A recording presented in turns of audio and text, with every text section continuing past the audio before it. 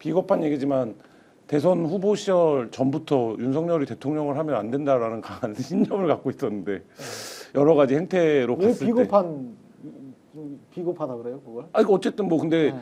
뭐 기자니까 네. 뭐 취재한 거 쓰고 이렇게 하다가 뭐 못 쓰기도 하고 이런 일들이 많이 있었는데, 그러니까 취재를 하면서 할 때마다 느꼈었거든요. 그러니까 이 양반이 대통령을 하는 건 너무 위험한 일인 것 같은데. 뭐에서 그게 가장 크게 느껴졌어요?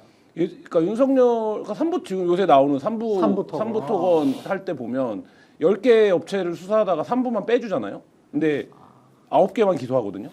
근데 하는데 어떻게 하는 겁니까? 재벌 3세를 자기 방으로 불러요. 그래갖고 엄청 혼냅니다. 자기가 아니 그러면 자기가 잘못 위법을 발견했으면 이렇게 기소하면 되잖아요. 그렇죠, 근데 그렇죠. 그게 아니라 부르고 너 아버지한테 가서 전해. 사업 그렇게 하지 말라고. 뭐 이런 식으로 해요. 그러고 나서 분이 안 풀렸는지 다음에 또 한 번 불러요. 그래서 또 혼냅니다. 그리고 돌려보내줘요. 그리고 기소는 안 하고? 기소는 안 했어요. 그리고 그러니까 이런 그래. 행태가 그 윤석열의 수사에서 그런 게 굉장히 많죠. 예를 들면 BBK 특검 수사단으로 들어갔을 때 이명박에 대한 수사 실무를 맡아서 진행을 하면서 결국엔 그게 무죄라는 판단을 내리는데 도움을 줬다가 다시 몇 년 후에 특검을 맡아갖고는 다스를 완전 이제 말하자면 한 거 아닙니까? 네. 똑같은 이제 말하자면 재료를 갖고 수사를 했는데 그렇지.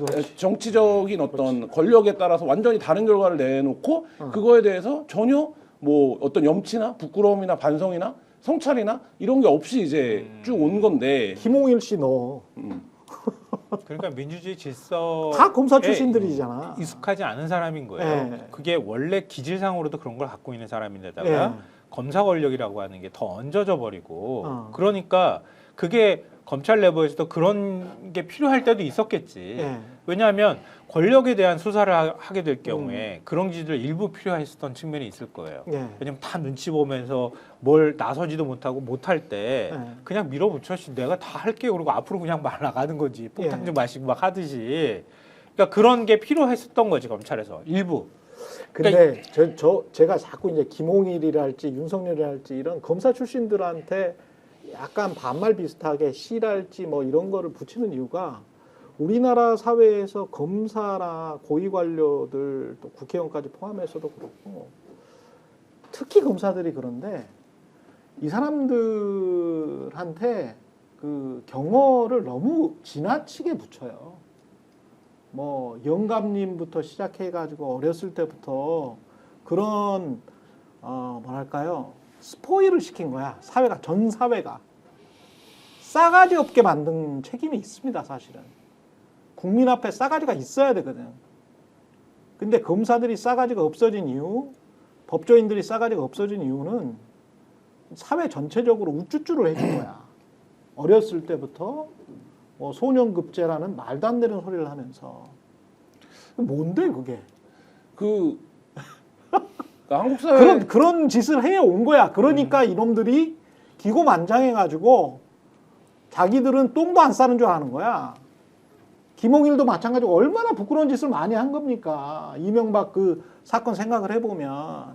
근데 뻔뻔하게 나와서 또 윤석열 때는 뭐 하잖아. 장관 뭐 하잖아요.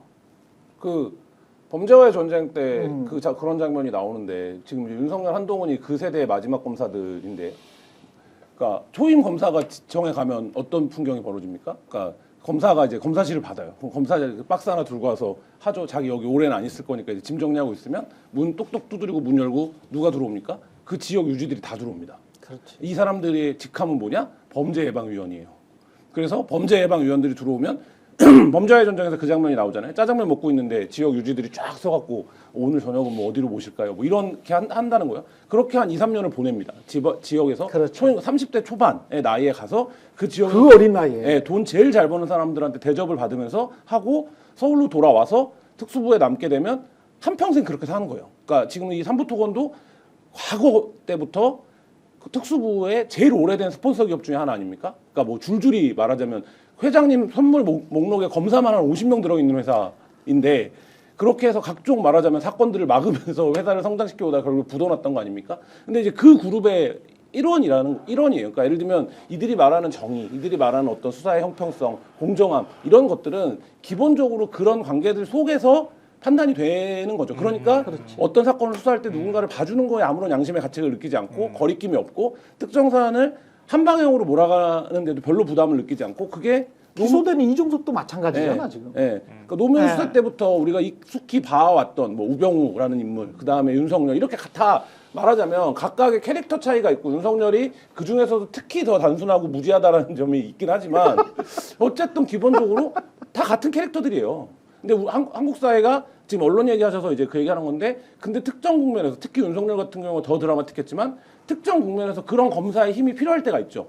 그러니까 말하자면 막 단죄를 하고, 그러니까 뭐 그게 검찰 개혁의 논리 중에 하나지만 대한민국에서 유일하게 기소권을 가지고 있는 사람들이잖아요. 그러니까 그게 엄청난 권력인 거죠, 사실. 그러니까 근데 그 기소권을 진짜 다원화시키지 않으면 정말 이거는 그러니까 기소권을 혼자만 가지고 있기 때문에 그런 거예요. 좀 오늘도 원래 네. 대본에 있는 내용이지만 이 김성훈 처장에 대해서 검찰이 영장을 안 내주면 이게 조차 영장조차가 되지 못하는 게 경찰이 몇만 명입니까? 경찰 한 20만 명, 30만 명 됩니까? 그 이 경찰이 20만 명, 30만 명이 아무리 수사하면 뭐 합니까? 검사 하나가 야 이거 영장 안 내줄 거야. 이러면 끝나는 게 지금 현재 수사체계, 사법체계라는 거죠. 근데 그러니까. 여전히 그러니까 여기서 다시 돌아가면 문재인 정부가 그렇게 검찰개혁 얘기를 하고 사법개혁을 얘기했지만 이 근본적인 체계가 바뀌지 않고 있고 공수처가 영장 집행 못할 때 우리가 공수처 무능하다고 얼마나 비웃었습니까? 근데 그것도 그래서 그때 기자들을 포함해서 지식인들도 자기 사담으로 그런 얘기 많이 한 거 아닙니까? 아 이게 검찰이 했으면 했을 텐데라는 얘기 한 거 아닙니까? 그러니까 그런 체제 속에서 여전히 놓여져 있다. 이게 좀 그리고 그게 정말 너무 한국 사회의 큰 폐악이다라고 생각한다면 그 근본적 체질을 바꿔야 되는데 이재명 대표도 뭐라고 얘기합니까? 사람의 문제라고 얘기하잖아요. 시스템이 문제가 아니라. 그렇게 접근을 하면 이른바 이제 말하자면 우리 편 검찰과 우리 편 아닌 검찰이라는 이제 이 진영적 사고에 빠지게 되고, 그러면 사실 이게 이 근원적 모순은 해결되지 않는 거죠.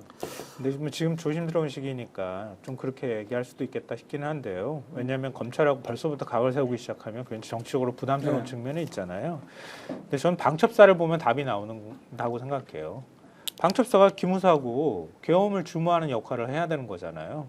방첩사 이번에 말 안 들었어.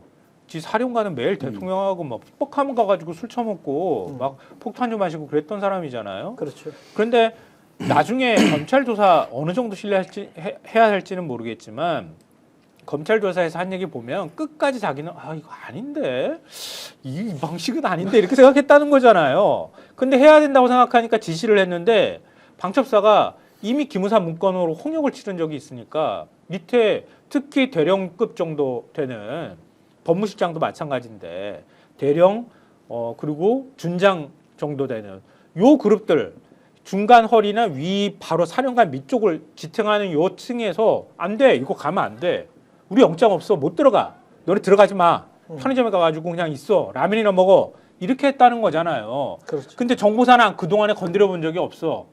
그 정보사는 이 짓 하는 거야 이번에. 근데 검찰 봐봐요. 검찰 그동안에 많이 건드렸다고 생각하지만 못 건드렸거든. 아까 얘기하셨던 것처럼 검찰은 국민들은 많이 바뀌었고 세상도 바뀌었지만 검찰은 아직도 권위주의 체제 내에 있는 거거든요. 그럼요.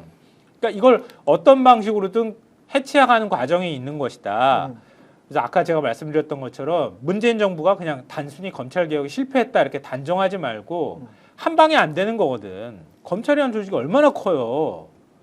그러니까 오히려 그치 국정원만큼 큰 건가? 그러니까 이런 조직을 어떻게 해서든 만지려고 했다, 바꾸려고 했다고 하는 점에서 균열이 이미 났다. 이번 계엄 수사하는 과정에서도 공수처하고 일정하게 갈등 관계가 형성이 되거나 법원의 영장을 받는 과정도 그렇고 법원이 취하는 태도나 이런 것들을 봤을 때에도 뭔가 일사불란하게 예전처럼 움직였던 거하고 좀 다르게 서로 간의 힘의 관계에서 왔다 갔다 하는 모습들을 보이는 게 어쩌면 혼란일 수 있겠지만 달리 말하면 길게 보면 새로운 어떤 질서를 만들어가는 과도기일 수도 있겠다는 생각을 해요. 저는. 그렇게 한 번 더 정리해주면 된다고 봐. 이게 저도 그 동창회 같은 데 나가보면 검판사 출신들, 특히 이제 검사 출신들이 이제 언론에서도 저는 참 문제라고 생각하는데 검사들이 그 가끔 한자 쓰잖아요. 네. 무슨 뭐 이렇게 뭐 쓸데없는 소리 하면서 한자 쓰거든. 이것도 참 싸가지 없는 모습이에요. 제가 이제 50대 중반인데 동창회에 나가보면 여러 분류의 사람들이 있거든요.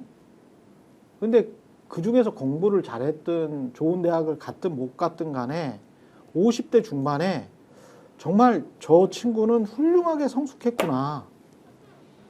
오, 저 친구는 진짜 괜찮네. 라는 직업군은 검사나 판사가 없어. 제가 이렇게만 말할게. 제 친구들이 보고 있을지도 모르니까. 최경영 네. 앵커의 그 법조 친구들 다 별로다. 아니 그러니까 네. 수많은 친구들이 네. 있을 거 아니에요. 네. 저는 비평균한 고등학교를 나왔기 때문에 사회에서 잘된 친구들이 굉장히 많아요. 그런데 다른 분야에 있는 친구들은 내가 배울 게 참 많다. 공부를 잘했든 못했든 간에 예?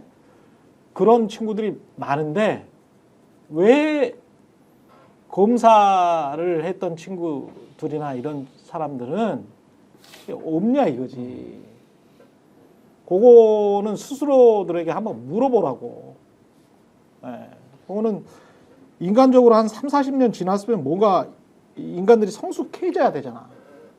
근데 어디서 장기술만 배워가지고 그 옛날 영감님 행세하면서 한자 쓰면 국민들이 무식한 국민들이 뭐 아이고 대단하십니다 뭐 이렇게 만든 거지. 또 조중동이 내가 뭐 어제 농담으로 그런 얘기했는데 사실 수방사, 방첩사, 정보사, 특전사 그리고 합참까지 끼고 쿠데타를 시도한 게 윤석열이 처음이거든요. 예. 그러니까 이렇게 완벽한 라인업을 꾸려서 쿠데타를 한 사람은 없어요. 예를 들면 박정희 때도 뭐 대령 중심이었고 직급이 훨씬 낮았고 전두환 때도 투스타가 둘 껴 있었던 겁니까? 그날 밤에 뭐 하여튼 직급들이 다 낮아요 이거보다. 근데도 그렇지, 말하자면 그렇지. 성공을 했는데 여기는 사령관들을 끼고 그러네. 사령관들을 그게 끼고 쿠데타의 특성인 예, 거죠. 사령관들을 끼고 쿠데타를 했는데 실패했다. 음. 이게 아까 이제 말씀하신 것처럼 근데 이 실패한 이유가 뭡니까? 대령급 이하에서 일사불란하게 안 움직여준 거잖아요. 그러니까 그거를 보면 김상환 평론가님 말대로 한국 사회의 어떤 시민적 그 성장 이런 것들은 분명히 뭐 87년이나 과거보다 훨씬 이제 있는데 여전히 그 위에 어떤 근데 그런 생각 노상원이 점집 가서 물어봤다는 거 아닙니까? 자기가 출세를 할 수 있을지 없을지 대통령실에 갈 수 있을지 없을지. 그러니까 이들이 여전히 이 쿠데타라고 하는 이 민주사회에서 가장 말하자면 악질적인 범죄를 저지르면서 아 내가 이 수단을 활용해서 나의 개인적인 출세를 할 수 있을까 없을까를 따지는 구조 안에 있었다 생각 안에 있었다는 거잖아요. 그러니까 저는 이 지점이 이 사건의 어떤 좀 비극이자 희극이라고 봅니다. 스픽스는 말하는 언론입니다. 대세는 유튜브, 그중에서 스픽스. 좋아요, 댓글, 구독, 알림 설정. 여러분이 저희를 사랑해 주시고 우리가 여러분을 사랑하는 4가지 방법입니다.